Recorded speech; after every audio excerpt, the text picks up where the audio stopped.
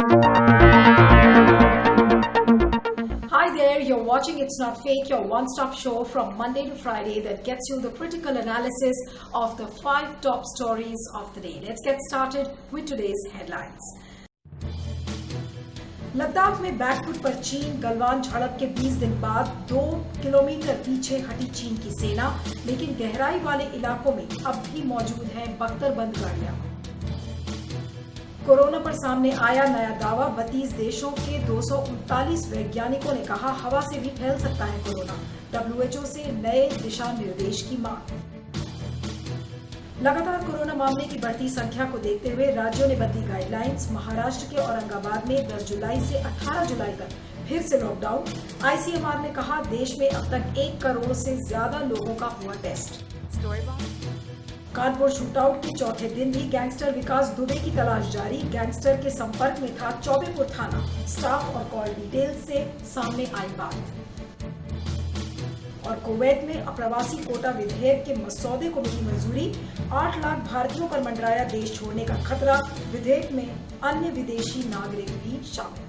तो इन सारी खबरों को आपको एक एक करके बताएंगे, उसके पीछे का विश्लेषण करेंगे, उसके पीछे का सच बताएंगे। लेकिन शुरुआत करते हैं हमारी आज की पहली बड़ी खबर से, और वो खबर है भारत और चीन के बीच जो 2 महीने से ज्यादा का जो गतिरोध है उससे जुड़ी हुई है। ये गतिरोध अभी बना हुआ है, लेकिन अब जो सूत्रों के हवाले से जो खबरें आ रही हैं कि आपको मैंने बताया था कि कई फ्रिक्शन पॉइंट्स हैं पूर्वी लद्दाखी एरिया में, कि 4-5 फ्रिक्शन पॉइंट्स थे जहां को लेकर ये कहा जा रहा था कि चाइना की जो सेना है उसने इंट्रूड किया है, वहां पे इंट्रूजन हुआ है। तो जो वो 4-5 हिस्से थे, चाहे वो डीपसैंग एरिया हो, चाहे फिंगर 4, फिंगर 8 एरिया हो, पैंगोंग सो लेक एरिया हो, गलवान एरिया हो, ये सारे फ्रिक्शन पॉइंट्स थे। तो इन सारे फ्रिक्शन पॉइंट्स में गलवान एरिया का जो फ्रिक्शन पॉइंट था, वहां से ऐसी खबरें आ रही हैं कि ट्रूप्स ने पीछे हटने का काम शुरू किया है। अब ये जो खबर है ये कैसे समय में आ रही है, जबकि जो नेशनल सिक्योरिटी एडवाइजर है अजीत डोवल, उन्होंने स्पेशल रिप्रेजेंटेटिव मैकेनिज्म को एक्टिवेट करने की कोशिश की जा रही है भारत की सरकार की तरफ से। स्पेशल रिप्रेजेंटेटिव मैकेनिज्म वो डिप्लोमेटिक चैनल है जिसे देश खोलता है जब बाकी जो आपकी बातचीत है वो फेल हो जाती है, तो SR मैकेनिज्म को खोला जाता है। तो इसी SR मैकेनिज्म के जरिए ये कहा जा रहा है कि NSA जो अजीत डोभाल हैं और जो चाइना के स्टेट काउंसलर हैं, वहां पे स्टेट काउंसलर होते हैं उन्हीं के काउंटर पार्ट, तो उनसे मुलाकात होगी, उनसे बातचीत होगी और तब ये जो सारा डायलॉग है डिप्लोमेटिक लेवल पर उसे अंजाम दिया जाएगा। लेकिन अगर हम मिलिट्री डायलॉग की बात करें तो मिलिट्री डायलॉग अभी तक एक तरीके से देखा जाए तो वो फेल है। और अगर हम डिसएंगेजमेंट की बात करते हैं कि ट्रूप्स कितने पीछे हटे हैं, तो सिर्फ गलवान एरिया से ही ट्रूप्स के पीछे हटने की खबर आ रही है। लेकिन फिंगर 4, फिंगर 8, डीपसैंग, पैंगोंग सो लेक, ये जितने एरियाज हैं यहाँ पर अभी कोई ऐसी खबर नहीं है कि वहां चीनी सेना वो पीछे हटी है। तो अब ऐसे में बहुत सारे ऑप्शंस हैं। अब ये लोग पूछ रहे हैं कि भारत और चाइना के पास ऑप्शंस क्या बचे हैं।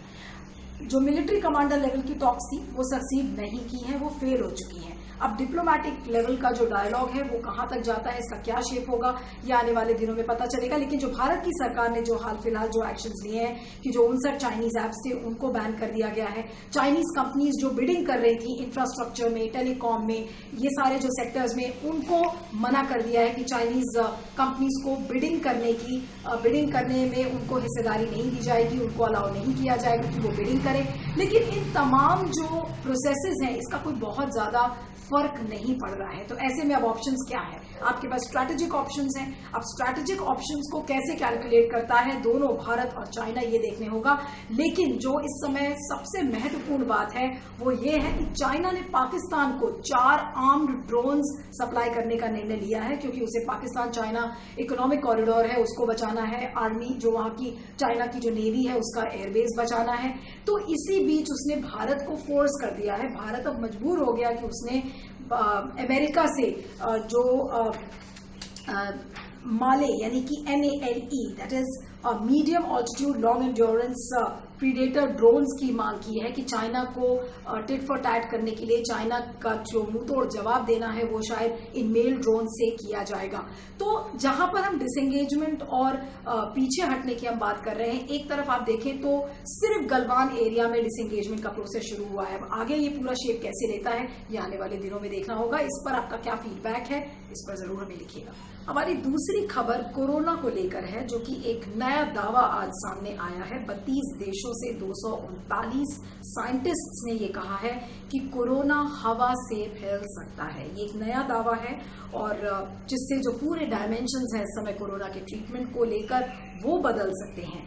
ये सारे साइंटिस्ट हैं, उन्होंने गुहार लगाई है WHO से, कहा है कि आप अपने रिकमेंडेशंस बदलें। अगर आपको ध्यान हो WHO के रिकमेंडेशंस का, तो उन्होंने पहले कहा था कि corona virus is not airborne और इस वजह से बहुत सारी गाइडलाइंस निकली, बहुत सारे रिकमेंडेशन सामने आए। अब ये जो 32 देशों के 239 साइंटिस्ट हैं जिन्होंने एक ओपन लेटर लिखा है WHO को और कहा है कि आप ये सारे जो दिशा निर्देश हैं कोरोना को लेकर उसको बदलें और ये अगले हफ्ते या 10 दिन के अंदर ये एक जर्नल के फॉर्म में ये सारी स्टडी आएगी जो 32 देशों से 239 साइंटिस्ट की है। इन्होंने कहा है कि जो इनकी स्टडी है ये एविडेंस बैक्ड है, यानी कि इसका प्रूफ है। इन्होंने एक्सपेरिमेंट्स किए हैं और उसके बाद ये दावा कर रहे हैं कि कोरोना हवा से फैल सकता है। अभी तक इस पर WHO की कोई प्रतिक्रिया नहीं आई है क्योंकि WHO अभी तक इस बात को नहीं मान रहा था। लेकिन अगर सारे एविडेंसेस मिल जाते हैं, ये स्टडी जर्नल में आ जाती है, तो आपको ये बता दें कि जो पूरा कोरोना का जो डायमेंशन जो मैं कह रही थी कि वो बदलेगा, तो वो बदल जाएगा। क्योंकि अभी तक ये कहा जा रहा था कि अगर आप इंडोर हैं तो आप मास्क ना पहने, सोशली डिस्टेंस सेटिंग्स में भी अब मास्क पहनने की जरूरत पड़ेगी। अगर ये स्टडी सही साबित हो जाती है तो पूरा जो डायमेंशन है वो चेंज हो जाएगा। चाहे स्कूल्स हो, चाहे नर्सिंग होम हो, चाहे हॉस्पिटल्स हो, बिजनेस सेंटर्स हो, हर जगह वहां पर जो सेंट्रली एयर कंडीशन एनवायरनमेंट होता है वहां पर जो रीसर्क्यूलेट करती है हवा बार बार, तो उसको लेकर कहा जा रहा है कि उन्हें स्पेशल फिल्टर्स लगाए जाने पड़ेंगे ऑफिस में और ये सारी सेटिंग्स में। अल्ट्रावायलेट लाइट का सहारा लेना पड़ेगा क्योंकि अल्ट्रावायलेट लाइट जो हवा की जो इन्फेक्शन है उसे काट देता है। लेकिन जब हम हवा के इन्फेक्शन की हम बात करते हैं तो साइज ऑफ द ड्रॉपलेट की भी बात की जाती है कि जैसे आपने छींक दिया या खांस दिया या आपका गला खराब है, आपने थूक दिया, तो ये सारी चीजों से जब ड्रॉपलेट्स नीचे गिरते हैं तो ये हवा में कितनी देर रहते हैं, इन सब को लेकर ये एयरबॉर्न स्टडी है। तो अब सवाल ये उठता है कि क्या WHO एयरबॉर्न ट्रांसमिशन का डेफिनेशन बदलेगा? क्योंकि जब तक एयरबॉर्न ट्रांसमिशन का डेफिनेशन विश्व स्वास्थ्य संगठन नहीं बदलता तो शायद इस पर कोई दिशा निर्देश तब तक जारी होना मुश्किल है। तो पहले तो ये देखा जाए कि WHO इस स्टडी को कितना मानता है, इस पर इसकी क्या प्रतिक्रिया होती है।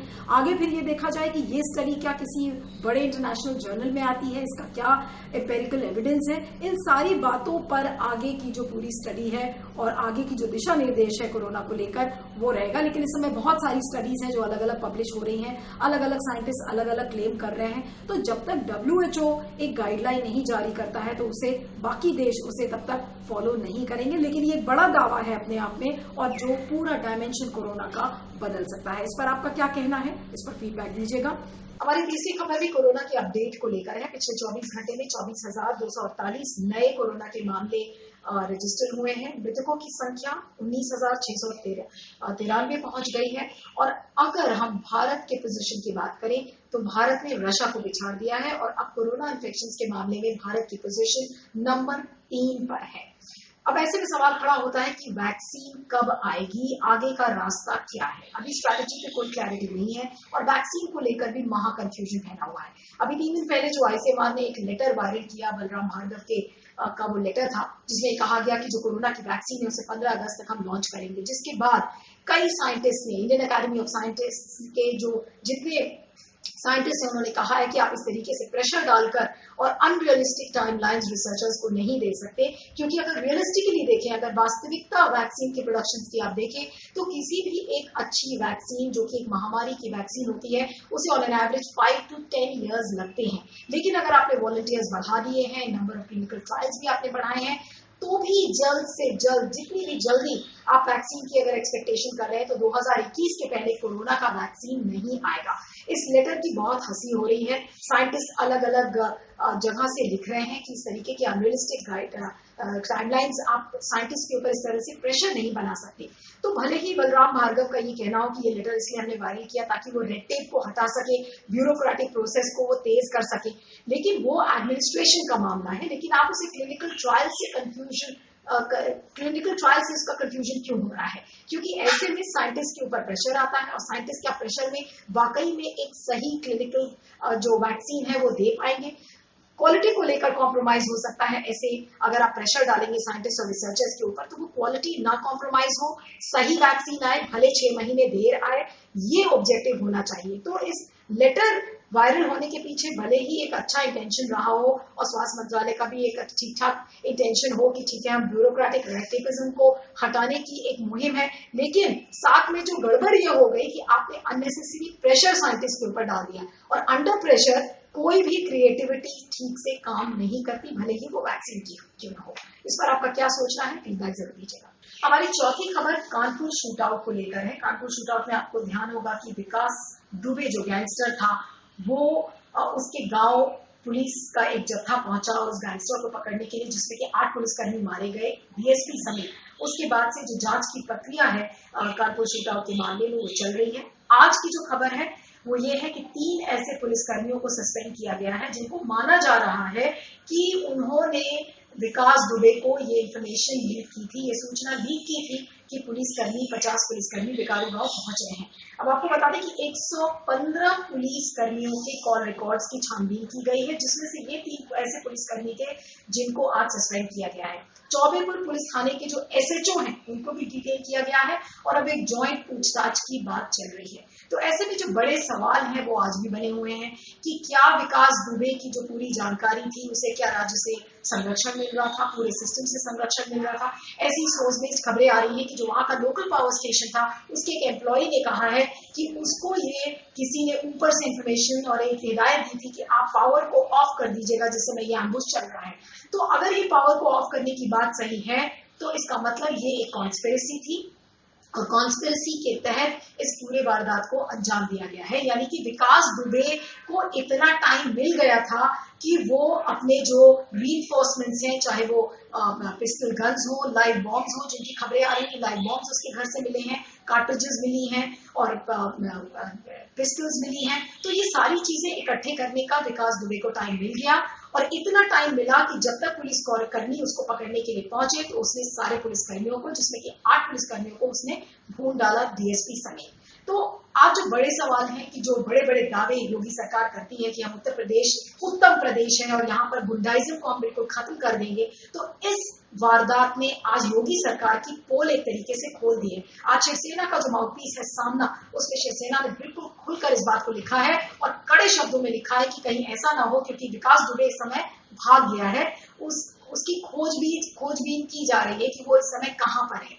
और लेकिन जो सूत्रों के हवालों से खबरें आ रही है कि वो हो सकता है नेपाल चला गया है। तो नेपाल और भारत के इस समय जो रिश्तों में एक दरार सी दिख रही है वो सबको पता है। इसलिए शिवसेना के माउथपीस सामना ने आज इस बात को लिखा है कि कहीं ऐसा ना हो जाए कि विकास दुबे भी अगला दाऊद इब्राहिम हो जाए, क्योंकि दाऊद इब्राहिम भी भारत छोड़कर पाकिस्तान में चला गया, वहां सेटल कर गया। तो कहीं ऐसा ना हो, क्योंकि आपके नेपाल से भारत के रिश्ते इस समय ठीक नहीं है, तो क्या विकास दुबे को संरक्षण नेपाल देगा? ये सारे बड़े सवाल हैं। लेकिन हम जिस बात को कहते थे, योगी सरकार जो बड़े बड़े दावे करते थे कि हमारा यूपी राज्य बिल्कुल लॉ एंड ऑर्डर के मामले में बिल्कुल चुस्त है, दुरुस्त है, तो आज उसकी जो हवा है एक तरीके से उसकी पोल है वो खुल गई है और योगी सरकार इसके लिए पूरी तरह जिम्मेदार है। क्योंकि विकास दुबे की अगर हम बात करें तो वो फॉर्मर जिला पंचायत का मेंबर था, उसकी जो पत्नी है वो भी इस समय जिला पंचायत की मेंबर थी, तो उसे कहीं ना कहीं सिस्टम से कोई ना कोई मदद मिल रही थी। यहाँ तक कि जो पुलिसकर्मी है वो भी उसकी मदद करने के लिए तैयार थे। ऐसी खबरें आ रही है कि कुछ पुलिसकर्मी तो विकास दुबे के पेरोल्स पे थे। तो अगर विकास दुबे के पेरोल्स पर ये पुलिसकर्मी थे तो यानी कि उनका काम सिर्फ यही था कि वो विकास दुबे तक सारी इंफॉर्मेशन को पहुंचाएं। और आज यही वजह है लॉ एंड ऑर्डर की में इस मामले में इतनी कोताही बरती गई है कि इसका अंजाम आज ये है कि जो विकास दुबे जैसा गैंगस्टर जिसके खिलाफ गुंडा एक्ट लगी और नारकोटिक्स एक्ट के तहत उसकी बहुत सारे केसेस हैं, अटेम्प्ट टू मर्डर के केसेस 60 ऐसे केसेस हैं जिन केसेस में उसका नाम है, लेकिन आज वो छूटा है, फरार घूम रहा है और पुलिस को कोई सुध नहीं है, उल्टा पुलिस वाले ही मारे गए हैं। तो बड़े सवाल आज योगी सरकार से के सामने है और योगी सरकार इसका कैसे जवाब देगी, इसका अंजाम क्या होता है, ये आने वाले दिनों में पता चलेगा। लेकिन आपको ये बता दें कि 40 साल पहले नाथुआपुर एक इंसिडेंट हुआ था जहां पे बहुत सारे पुलिस वालों को एक गैंग ने मार दिया था। तो आज 40 साल बाद भी अगर आप देखें तो आज यूपी वही का वही है, कोई चीजें बदली नहीं है, गुंडाइज्म वहीं पर है, वही गैंगस्टर किलिंग्स आज भी है और वही नेक्सस पॉलिटिक्स और गैंगस्टर्स के बीच में दिख रहा है। इस पर आपका क्या सोचना है, फीडबैक जरूर दीजिएगा। हमारी आखिरी खबर कुवैत से आ रही है और आपको बता दें कि कुवैत में जो भारतीय नागरिक हैं उन पर मुसीबतों का बादल मंडराने वाला है, क्योंकि कुवैत की जो नेशनल असेंबली है उसने एक आज ड्राफ्ट एक्सपैट कोटा बिल को मंजूरी दी है, जिस बिल के तहत ये कहा जा रहा है कि वहां पर अलग अलग जो नागरिक हैं अलग अलग देशों से, उनकी जो रहने का जो परमिशन है उसे धीरे धीरे कम किया जाएगा और उस कोटा के तहत भारतीय नागरिकों को सिर्फ 15% नागरिक ही वहां पर काम कर सकते हैं। तो अगर आप कुवैत में रहने वालों की संख्या अगर आप देखें तो वो एक्सपैट्स की संख्या वहां के नागरिकों से ज्यादा है और ऐसे में वहां के जो प्राइम मिनिस्टर है उन्होंने भी कहा, वहां के जो स्पीकर है उन्होंने कहा है कि धीरे धीरे करके हमको जो एक्सपैट पॉपुलेशन है यानी कि जो विदेशी मूल के जो वहां पे नागरिक रहते हैं उनकी संख्या हमें धीरे धीरे कम करनी है। पहली बात तो ये कि जो इंटरनेशनल क्रूड प्राइसेस की वजह से जो वहां की इकोनॉमी पर एक इम्पैक्ट पड़ा है, कोरोना की महामारी को लेकर जो इम्पैक्ट पड़ा है, तो उन्होंने कहा है कि धीरे धीरे जो विदेशी मूल के जो लोग हैं, विदेशी नागरिक जो है वहां पे उनको धीरे धीरे से हटाना है। अलग अलग देशों के लिए अलग अलग कोटा है, लेकिन अगर हम भारत के कोटे की बात करें तो आपको कुछ नंबर्स यहाँ पर बताना चाहूंगी कि 28,000 वहां पर नर्सेज, इंजीनियर्स और ऑयल कंपनीज में काम करने वाले लोग हैं और प्राइवेट सेक्टर में वहां पे करीब 5.5 लाख लोग काम करते हैं और करीब 1.25 लाख ऐसे लोग हैं जो कि डिपेंडेंट्स हैं और जिनमें कि 60,000 स्टूडेंट्स हैं। तो जो स्किल्ड लेबर है उसके लिए इतनी प्रॉब्लम नहीं है, जैसे कि नर्सेज हैं, डॉक्टर्स हैं, इंजीनियर्स हैं, लेकिन जो अनस्किल्ड मैन पावर है जिसकी संख्या करीब 1.25 लाख है, 5.5 लाख के करीब है, तो इन लोगों के लिए प्रॉब्लम हो सकती है। लेकिन अगर हम बाकी संख्या को भी मिलाकर देखें तो ये कहा जा रहा है कि 8 लाख लोगों के लिए वहां पर प्रॉब्लम हो सकती है। कुवैत से इतने भारी मात्रा में भारतीय नागरिकों को वापस आना पड़ सकता है। तो ये तो कुवैत की पॉलिसी है, उस ड्राफ्ट कमेटी अभी ये कमेटी में जाएगी, इसको आगे मंजूरी दी जाएगी। लेकिन कुवैत की जो सरकार है वो इस चीज को लेकर बहुत बद्ध है, बहुत कमिटेड है कि वो भारतीय जो नागरिक है उनको वो देश से बाहर निकाल फेंकेगी। लेकिन सवाल ये उठता है कि आज भारत का सिस्टम कितना चुस्त है। अगर अलग अलग देशों से इस समय जो प्रोटेक्शनिज्म का माहौल है, अलग अलग देश अपनी इकोनॉमी को बचाने के चक्कर में, जैसे कि आपने देखा भी H-1B वीजास को लेकर अमेरिका ने भी इस तरीके की पहल की, तो अगर अलग अलग देश अपने स्तर पर अलग अलग इस तरीके की पहल करेंगे तो भारत जो NRIs हैं, जो भारत में जो भारतीय बाहर के देशों में काम करने वाले हैं, उनके लिए कितनी मुसीबतों का पहाड़ टूट पड़ेगा। क्योंकि जब वो भारत में लौटेंगे तो क्या हमारा भारत का सिस्टम इतना चुस्त है कि इतने सारे वापस लौटने वाले लोगों का रोजगार, उनके परिवार की देखरेख, उनको कैसे एडजस्ट किया जाएगा पूरी भारत की इकोनॉमी में, क्योंकि भारत की खुद की इकोनॉमी इस समय चरमरा गई है, लोगों के पास रोजगार नहीं है। तो ऐसे में बाहर से आने वाले लोगों को आप रोजगार का साधन कैसे देंगे?